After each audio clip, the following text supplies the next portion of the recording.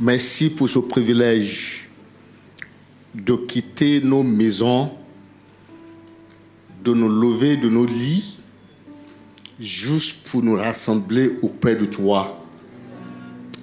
Père, nous prions que ce sacrifice de notre temps, sacrifice de notre volonté, soit offrande agréable à toi, pour que par notre présence et par les chants qui sont sortis de nos cœurs, de nos bouches, que tu sois élevé en dignité. Merci Seigneur, au nom de Jésus. Amen. Alléluia. Asseyez-vous. Nous allons parler ce matin. Nous allons pour texte quelques versets que Jésus a prononcés pendant ses premiers messages dans le monde. Il a prêché beaucoup de messages, mais peut-être le message qui se trouve en Matthieu chapitre 5, chapitre 6, chapitre 7, c'est le message le plus long, rédigé le plus long et très détaillé. Mais pendant ce message, où il a dit beaucoup de choses, il a aussi parlé spécifiquement de notre rôle, nous les chrétiens, dans ce monde. C'est-à-dire, on est chrétien, on est sauvé. Pourquoi? Ce n'est pas d'abord pour aller au ciel. Aller au ciel, ça vient après. Alléluia. Mais il y a d'autres choses qui sont très importantes, qui fait que si tu n'es pas dedans, on va mettre point d'interrogation sur ta vie chrétienne. Ce n'est pas d'abord nous-mêmes, mais toi-même, tu vas mettre un point d'interrogation. Est-ce que je suis chrétien? Je lis le verset 13, Matthieu chapitre 5. Qu'est-ce que Jésus a dit? Matthieu chapitre 5, il dit, vous êtes... Qu'est-ce que vous êtes? On laisse ça d'abord. Regardons le verset 14. Qu'est-ce qu'il a dit au verset 14? Vous êtes la lumière du monde.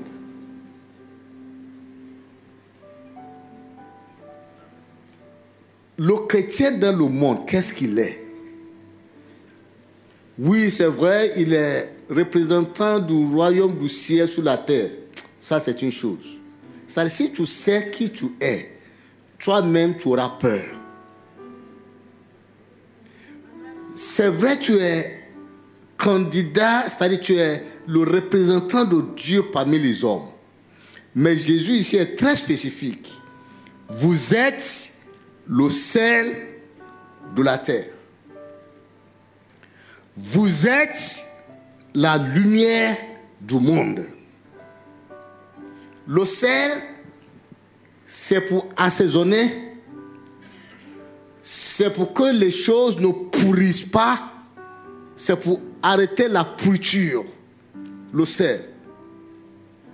C'est comme Dieu sait, après avoir créé le monde, il sait que le monde va pourrir. Alléluia. Et il a pris la disposition nécessaire pour arrêter la pourriture. Alléluia. Il a dit, vous êtes le sel de la terre. Il sait que la Côte d'Ivoire va pourrir. C'est-à-dire, ce n'est pas bonne prière pour dire, oh Dieu, que le monde ne pourrisse pas. Ce n'est pas bonne prière. Dieu sait, le monde va pourrir. Le monde va continuer à se gâter. Les valeurs vont changer. Les choses vont se passer dans le monde qu'on ne va pas pouvoir comprendre. Il y aura dans le monde la pourriture. Mais Dieu n'est pas intimidé.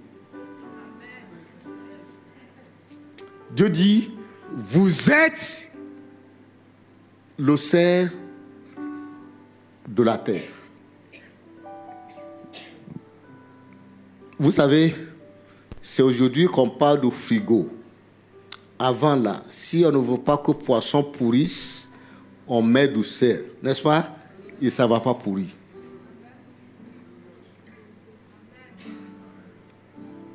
Le sel arrête pourriture.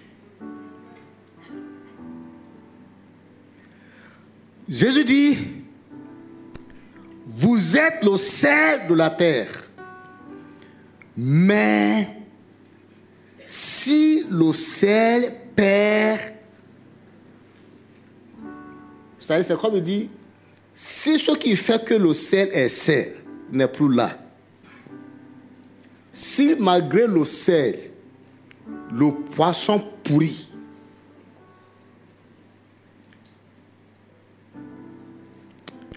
si le sel perd sa saveur, avec quoi la lui rendra-t-on? Si le sel n'est plus sel, qu'est-ce qu'on va faire? Avec quoi? Qu'est-ce qu'on va faire pour qu'il redevienne sel? Avec quoi on va lui rendre ce qui fait qu'il fait le travail de sel? Si le sel perd ce qui fait qu'il est sel. C'est Jésus qui parlait ici. Si le sel ne fait pas son travail de sel, avec quoi est-ce qu'on va l'aider pour qu'il fasse son travail de sel? Chaque fois que je lis ce verset, c'est comme il y a tonnes de frustration. Dans ce que Jésus dit ici, je sens qu'il est frustré. Vous êtes le sel de la terre, mais si le sel n'est pas sel, c'est vous qui devez arrêter la pourriture.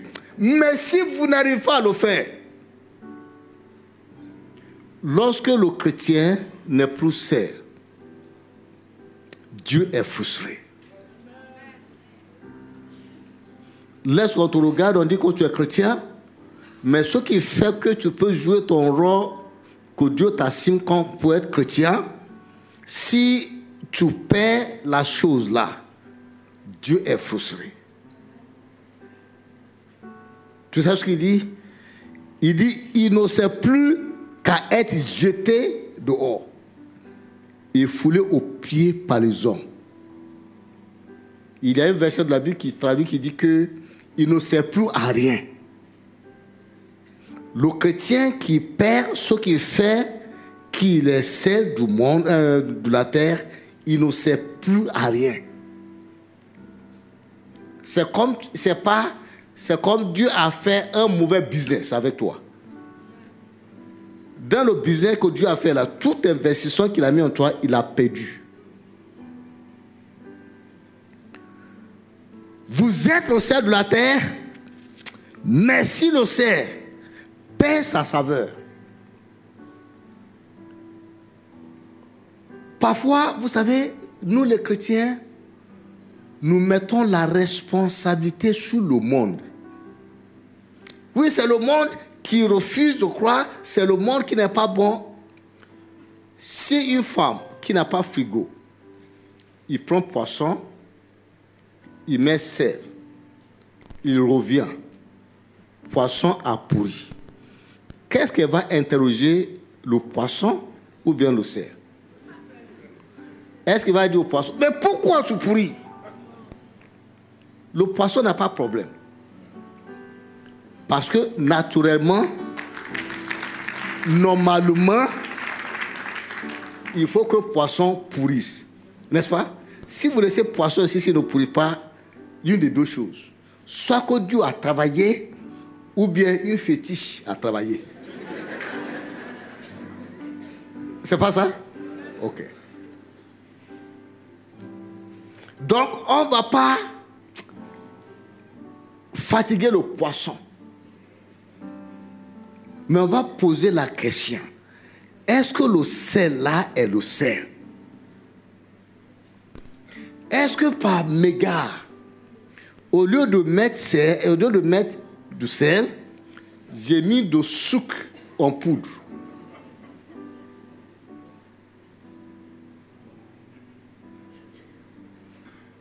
Oh, Jésus dit, mais si le sel n'est plus sel, qu'est-ce qu'on va faire?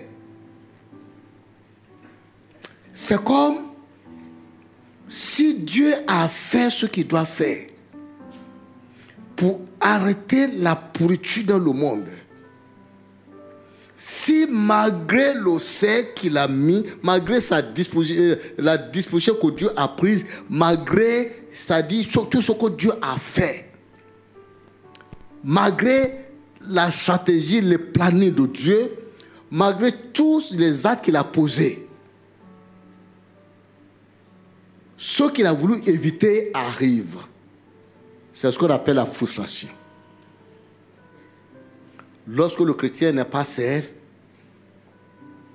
Dieu est frustré. Vous savez pourquoi je parle de cette manière? Pour que chacun, après avoir bien célébré Dieu, qu'on se pose la question, est-ce que ma vie n'est pas une frustration à Dieu? Comme le sel qui n'arrive pas à arrêter la pourriture, qui n'arrive pas à faire ce qu'il doit faire. Est-ce que je joue mon rôle du sel? Et vous savez quelque chose? Lorsque le sel est là, c'est automatique. Le travail est fait. Alléluia.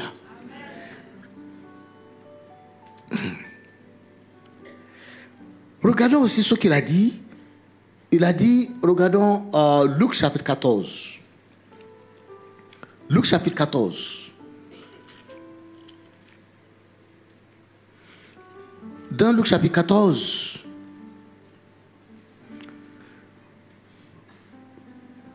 le verset 34. Le sel est une bonne chose. Est-ce que le sel est une bonne chose? Mais si le sel perd sa saveur. Oh, être chrétien est une bonne chose, n'est-ce pas? Être croyant est une bonne chose, n'est-ce pas? Même le jour où tu es devenu chrétien, tu as même pleuré de joie, n'est-ce pas? C'est une bonne chose. Mais si ce qui fait que tu es chrétien n'est pas là, si l'objectif que Dieu a fixé pour ta vie est perdu, la question c'est comment corriger? Alléluia. Le monde où il y a chrétiens et les chrétiens sont là, ils n'arrivent pas à aider le monde, c'est une frustration pour Dieu. C'est une perturbation pour le programme et le plan de Dieu. Mais continue au verset 35. Ce sel n'est bon ni pour la terre, ni pour le fumier. C'est-à-dire, on a dans les bras, on fait quoi avec? On ne sait pas. Le chrétien qui n'est pas chrétien est dans les bras de Dieu. Je fais quoi avec? Il ne sait pas. Il y a des personnes, Dieu te regarde, il t'a sauvé, tu vas au ciel. Mais il t'a gardé la vie ici, sur terre. Mais Dieu se demande, je fais quoi avec?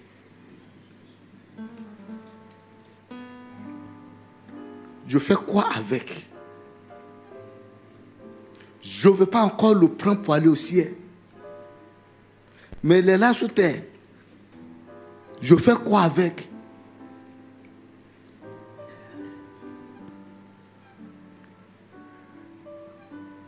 Le temps de Jésus, concernant le sel qui perd sa saveur, c'est très dur. Très dur. Si vous comprenez, vous allez dire, Père, aide-moi de ne pas être sel qui perd sa saveur. C'est trop dur. Il dit, il ne sert plus à rien. Pour jeter, ce n'est pas facile. Vous savez, le sel qui n'est pas bon, là, c'est difficile. Hein? Si vous jetez quelque part, la terre là-bas, là, est morte. Rien ne va plus pousser. Donc, si vous le jetez, même la terre où vous jetez aussi aura problème. Il dit, on va faire quoi avec? Le chrétien qui n'est pas chrétien, on fait quoi avec? On fait quoi avec? Marc chapitre 9, le verset 50.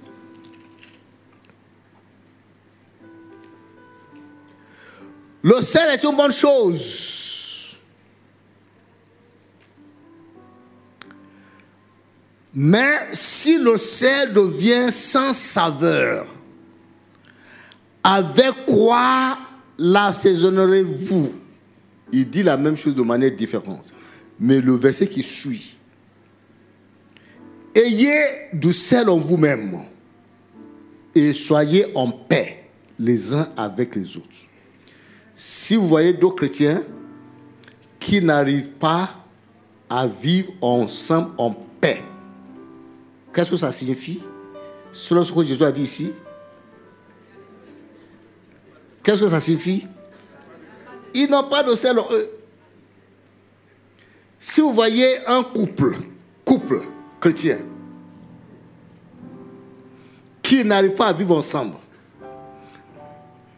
le monsieur dit, ma femme là, il est difficile, moi je suis simple. La dame dit, si ce n'est pas mon mari, je suis vraiment, marcher avec Dieu là sera facile. Pourquoi il n'y a pas paix en eux? Ni l'un, ni l'autre n'est seul en lui-même. Ah, si on fouille très bien ici, il y a un couple.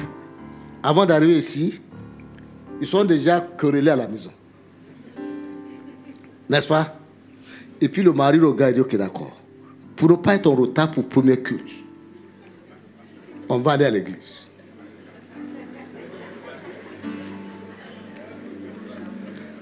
Le problème n'a pas fini, hein? Il vient à l'église. Jésus-Christ est le Seigneur. Pendant qu'il chante, il calcule comment il va gérer sa femme. C'est pas ça? Dès qu'il arrive à la maison, qu'est-ce que tu dis ce matin? Il n'a pas sel. Vous comprenez? Il y a chrétiens qui n'ont pas sel. Ton problème n'est pas ta femme. Ton problème n'est pas ton mari. Oh, quand tu es de sel en toi-même.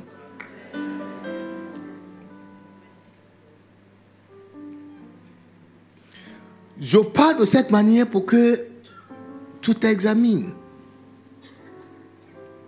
Le chrétien qui n'a pas sel fait que Dieu se pose beaucoup de questions. On fait quoi avec? On fait quoi avec? On fait quoi avec? On fait quoi avec? On a fait mauvais investissement. Que ta vie ne soit pas pour Dieu un mauvais investissement.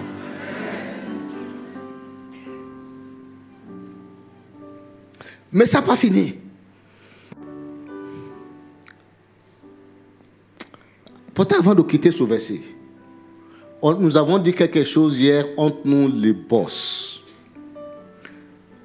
Si deux boss n'arrivent pas à travailler ensemble, qui peut deviner quel est le problème?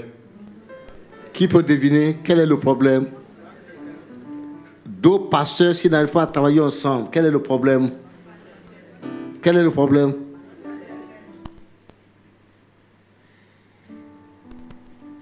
Ce qui fait que dès que deux boss viennent, qui disent, pasteur, moi je ne peux plus travailler avec ce monsieur, je ne peux plus travailler avec cette soeur.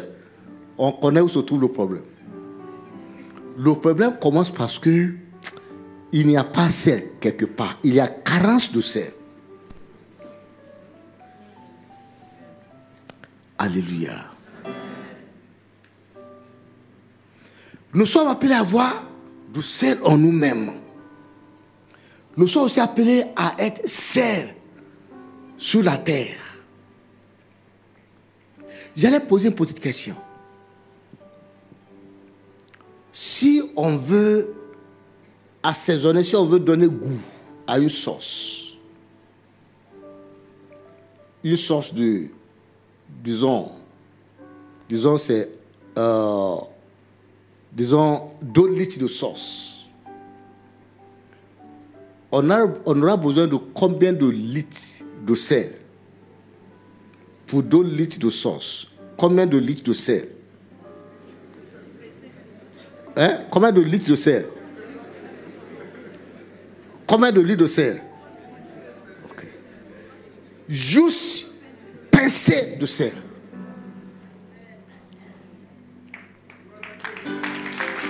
Alléluia. Tu sais, si dans ta famille, tes frères, tes soeurs, tes parents, tes cousins, tes cousines, tes oncles, tes tantes, si tu es le seul chrétien, Dieu dit que ça suffit. Alléluia. Vous n'avez pas besoin d'être majorité.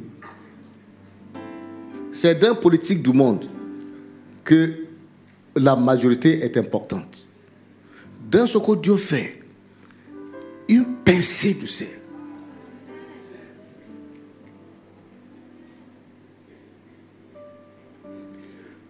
Et c'est là où la mission commence. C'est ce qui fait que je suis missionnaire auprès de mes parents. Parce que je sel en moi-même.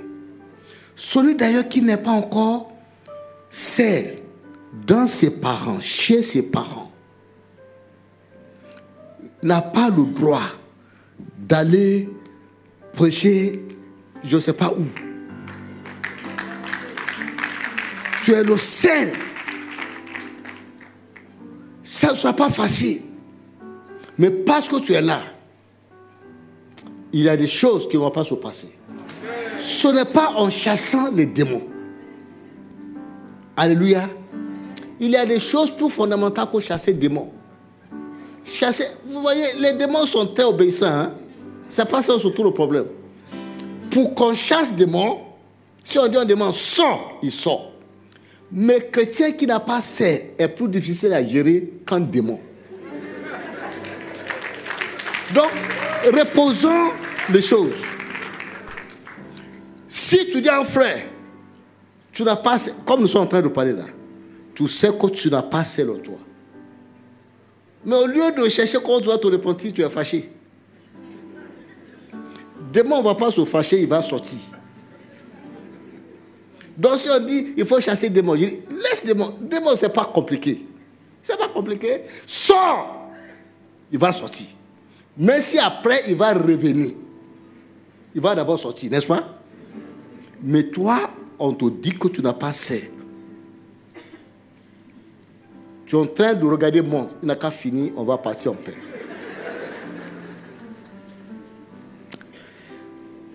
Jésus dit, deuxième partie, Matthieu chapitre 5. Le verset 14. Vous êtes la lumière du monde.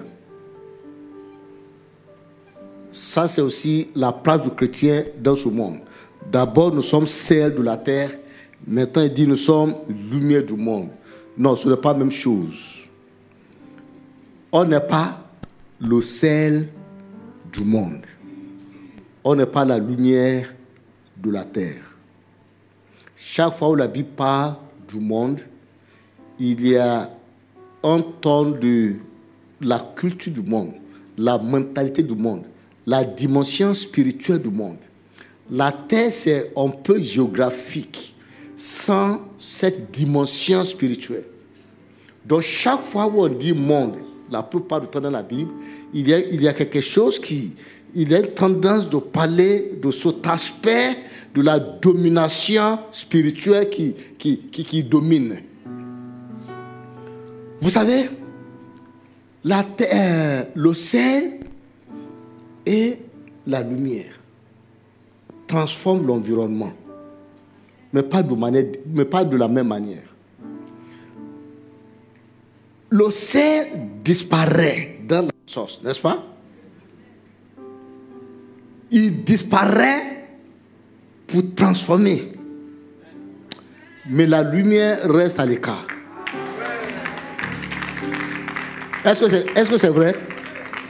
Il y a des circonstances où le chrétien, vous savez, parfois les gens pensent que nous les chrétiens là, nous devons avoir notre propre village, notre propre quartier. Ah, si les chrétiens ont leur propre quartier, c'est un quartier qui sera invivable. Il faut essayer.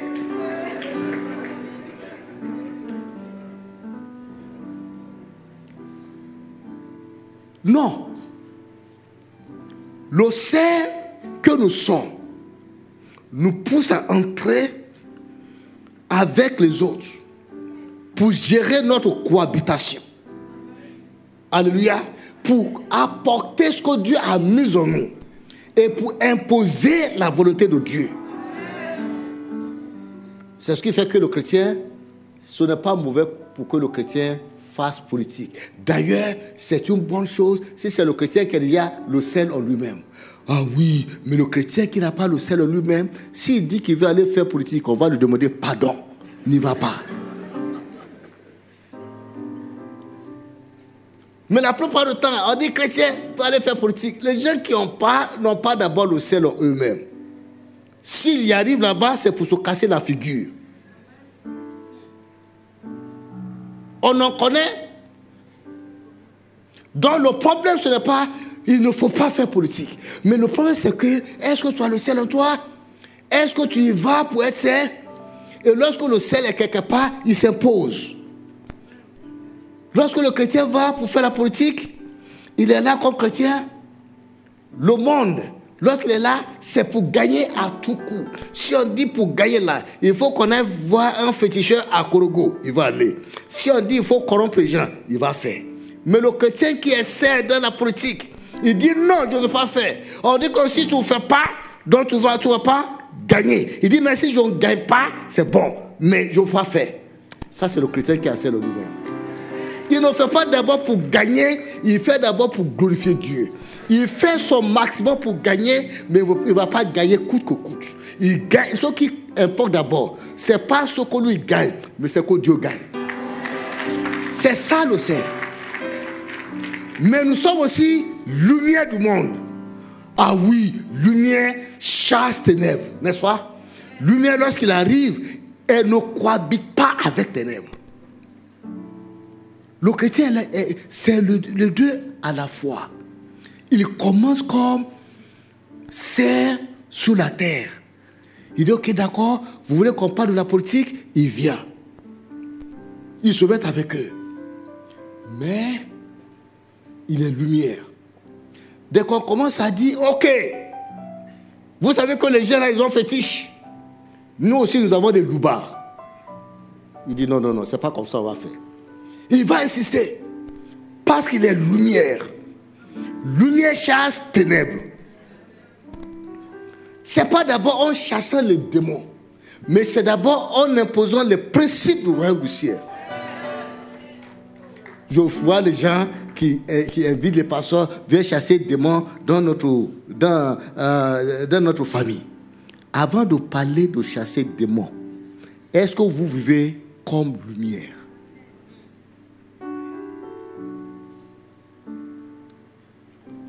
Cette mentalité de consultation de fétiche reste dans la tête de beaucoup de chrétiens. C'est toi, lumière du monde. Pour que là où je suis, Satan est mal à l'aise. Pourquoi? Parce que je suis le cerf. Je viens, dès que j'arrive, j'impose les principes du ciel. Alléluia. Parce que je suis ici lumière, ma présence chasse des choses et manière de parler, je condamne des choses. Nous sommes lumière du monde. Nous sommes sel de la terre. Depuis que tu es chrétien, est-ce que tu comprends que tu es appelé à quelque chose? Non, ce n'est pas seulement que tu ailles au ciel. C'est trop facile. C'est pour que tu sois sel sur cette terre. Que tu apportes partout où on parle. Toi aussi, tu ne vas pas fermer ta bouche. Tu vas parler.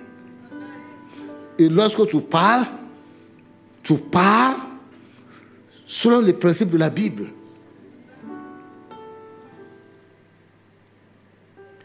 Un chrétien habitait dans un quartier menacé par des voleurs, des brigands, chaque fois agressés. Et puis les habitants maintenant décident de se réunir pour faire quelque chose. Oui, comme c'est, lui aussi il était là. On parlait, lui aussi apporter sa contribution. Oui, on va chercher comment avoir une sécurité, comment prendre des gardes, et ainsi de suite. Et puis pendant qu'il est en train de parler, un monsieur dit, moi j'ai une solution. On peut aller, il y a un féticheur. S'il nous donne quelque chose, si on met à l'entrée du quartier, aucun voleur ne va arriver. Ah oui, le chrétien qui est lumière du monde, il dit ça c'est diabolique. On ne se protège pas contre le diable avec le diable. Ça c'est lumière. Il y avait des chrétiens qui disent non, tous ces se mettent ensemble pour parler là. Je ne suis pas dedans. Donc, il n'est pas parti. Ça, c'est pas bon chrétien. Le chrétien cohabite. Le chrétien contribue. Le chrétien participe. Alléluia. Les chrétiens doivent participer. Mais dans la mentalité du ciel. Parce qu'il sait que Dieu a mis quelque chose en moi que les autres n'ont pas. Est-ce que c'est vrai? Est-ce que Dieu a mis quelque chose en toi? Est-ce que c'est vrai? Donc, cette chose-là apporte, amène, si je peux dire, apporte aux autres. Apporte au bénéfice de tout le monde. Ne tue pas la chose, ne le couvre pas. Mais amène, apporte la chose, contribue, participe. Le chrétien qui se met à l'écart n'est pas bon chrétien. On croit que ça c'est la spiritualité. De ne pas aller où les autres vont. De rester à la maison où tout le monde est là pour parler. Lorsqu'on dit de venir voter, toi tu ne sors pas pour voter. Ça c'est pas la spiritualité. Ça c'est la paresse mentale. Celui qui ne veut pas s'engager dans quelque chose. Le sel cherche à faire partie. Alléluia. Il cherche de ne pas garder son identité pour aider. Mais étant sel, Jésus nous dit d'avoir la mentalité aussi de quoi? De quoi? De lumière. Lumière, qu'est-ce que lumière fait? Lumière ne se mélange jamais avec ténèbres. Je parle de cette manière pour nous aider. Vous savez, lorsque je vois beaucoup de chrétiens comme ça, je me pose la question. Est-ce qu'en dehors du dimanche, où en venant à l'église, nous dérangeons la circulation, est-ce que la ville ressent notre impact? Oui, je sais qu'au dimanche, lorsqu'on vient ici, tout le monde sait qu'il y a une grande église quelque part. Parce que la circulation est difficile. Si c'est seulement ça là, seulement qui fait que les gens savent que nous sommes là, ce n'est pas positif. Mais si au cours de la semaine, Il y a quelqu'un, frère, ici, qui nous dérange parce que chaque fois on veut faire quelque chose, on dit que ce n'est pas bon. L'autre côté aussi, lorsqu'on veut faire quelque chose, il y a une soeur là qui dit non, Dieu dit de ne pas faire. Vraiment, les gens là nous dérangent. Ça, c'est une bonne chose. Mais je remarque très souvent, c'est dans les circulations que les gens savent qu'il y a une église quelque part ici. Alléluia. Es-tu seul? Es-tu lumière?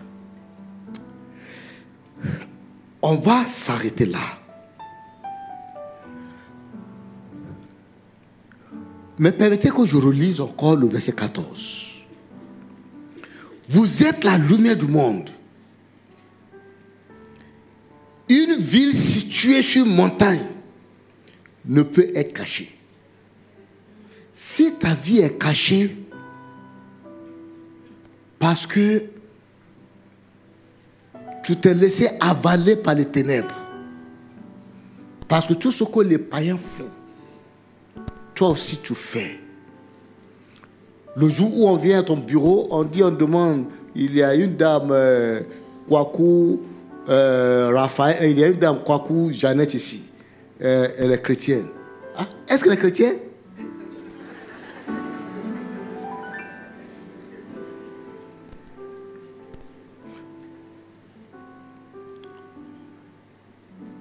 Ou bien le frère est venu, il dit, le monsieur est venu dire, je demande, il y a un frère ici, Kwaku Raphaël. On dit, il est votre frère? Non, non, ce n'est pas frère, nous sommes frères de la même église. Ah, est-ce qu'il va à l'église? S'il y a lumière, elle ne se cache pas.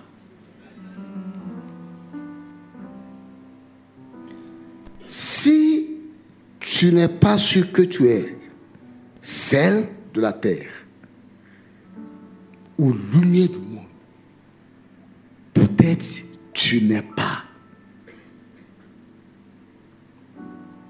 Et si tu ne l'es pas, ce n'est pas encore grave. Tu peux l'être même ce matin. Oui, moi j'ai été converti, c'est vrai, étudiant. Ce n'était pas un culte dirigé par des pasteurs. C'était un culte dirigé par des étudiants. Et cela a changé ma vie. C'est le jour-là où je suis devenu celle de la terre, lumière du monde. Peut-être tu ne l'es pas. Si tu ne l'es pas,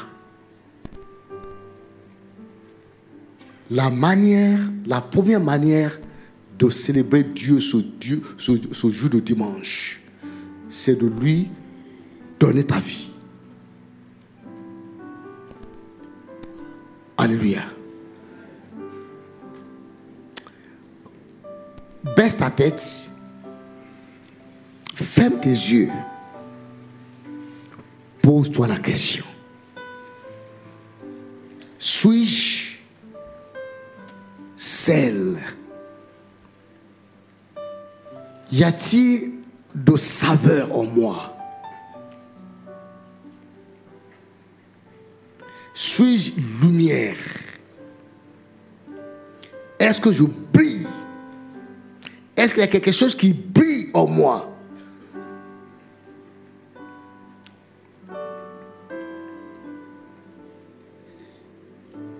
Oui, peut-être toi tu es venu ici, tu dis, l'église, on parle d'église, il y a quoi dedans? Ce matin, Dieu t'a dit, c'est pour que tu deviennes celle de la terre, lumière du monde. Parce que Jésus va prendre ta vie en main. C'est comme ce Jésus te lance un appel pour dire, viens à moi, confie-toi en moi, je vais te sauver. Et lorsqu'il te sauve, c'est pour que tu deviennes, oui c'est vrai, pour t'amener au ciel lorsque tu vas mourir, mais aussi pour que tu deviennes le sel de la terre, la lumière du monde. Si tu es ici, tu sais que tu as besoin de donner ta vie tout entière à Jésus. Il faut lever ta main. Nous avons chanté ça ce matin, que je te donne ma vie tout entière. Tu sais que tu veux lui donner ta vie tout entière. Lève ta main, je vais prier pour toi là où tu es. Tu sais que tu dois lui donner ta vie. Oui, j'ai vu ta main. Avec ta main levée, commence à crier à Dieu. Dis, Dieu, sauve-moi. Merci de ce que Jésus-Christ est mort pour moi. Merci parce que Jésus-Christ est mort pour moi. Oui, moi je te le dis, il est mort pour toi. Et après ce culte, on va t'expliquer ce que cela signifie. Jésus est mort pour toi. Dis-lui, suite à ce message et à ce que nous avons déjà chanté, je donne ma vie à toi, Jésus. Je donne ma vie à toi, Jésus. Je te donne ma vie. Prends ma vie dans tes mains. Prends ma vie dans tes mains. Transforme-moi pour que je devienne le sel de mon environnement, que je devienne la lumière de ce monde. Prends ma vie en charge. Prends ma vie dans ta main. Seigneur, tu vois ces mains levées vers toi. Je prie qu'à partir d'aujourd'hui, que leurs péchés leur soient pardonnés. Je prie, Père, que tu te révèles à chacun. Au-delà de ce qui a été dit ce matin, que tu parles à chaque personne dans son cœur. Qu'ils deviennent tes enfants. Au nom de Jésus-Christ. Amen. Nous sommes toujours dans la prière. Si toi, tu sais que oui, j'ai donné ma vie à Jésus-Christ. Mais toi-même, si tu t'analyses, tu sais que tu n'es pas sel. Tu sais que tu n'es pas lumière. Et tu dois te repentir. Tu dois te repentir. Se repentir, c'est que ce que je dois être, je ne le suis pas et ça me fait mal. Se repentir, c'est parce que je reconnais que Dieu a fait des investissements dans ma vie. Mais par ma manière de gérer ma vie, c'est comme Dieu a fait un mauvais investissement dans ma vie. Et cela veut pour toi une raison pour te repentir. Lève ta main. Lève ta main pour dire, Seigneur, je ne suis pas saveur, je ne suis pas sel de la terre, je ne suis pas lumière du monde. Lève-toi d'ailleurs, lève-toi. Oui, dis à Dieu, personne ne me juge, mais moi-même je me juge. Devant toi, je dis, aie pitié de moi. Commence à parler à Dieu, dis à Dieu, je sais, c'est moi-même qui me juge, Je ne suis pas sel de la terre. Je cherche une spiritualité superficielle. Délivre-moi pour que vraiment le peu que tu as mis en moi là, que je peux amener à ceux qui sont autour de moi, que je ne garde pas les choses en moi, mais que l'investissement qu'on soit fait en moi, que je puisse, n'est-ce pas, démontrer à ceux qui sont autour de moi, pour que je ne meure pas avec ce qui est en moi, mais pour que je puisse travailler avec, à la gloire de ton nom. Ou bien tu dis, je ne suis pas lumière du monde. Je vois que très souvent, je fais partie des ténèbres. Au lieu de chasser ténèbres, je fais partie des ténèbres. Et si Dieu met dans ton cœur des circonstances où tu as joué comme ténèbres, il faut te repentir. Dis à Dieu, pardonne-moi. Je ne dois pas me laisser mélanger par ténèbres. Ma présence doit chasser ténèbres. Aie pitié de moi pour que la lumière en moi, la lumière que tu as mise en moi, puisse briller, mais pas se cacher. Peut-être même tu as reconnu que c'est parce qu'il n'y a pas celle en toi que le mariage est en train de se gâter.